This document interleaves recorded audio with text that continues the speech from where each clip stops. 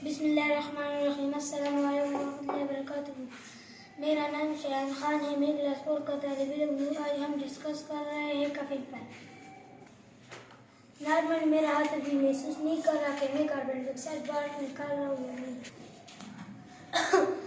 अभी कफिन करते हुए मुझे महसूस हुआ कि मेरे मुंह से कार्बन डाइऑक्साइड तेजी से बाहर निकला है। हवा का फेफड़ों से तेजी से बाहर निकलना कफिन कहलाता है। इसका सिम्टम्स है सांस लेने में दुश्वारी और सीने का दर्द।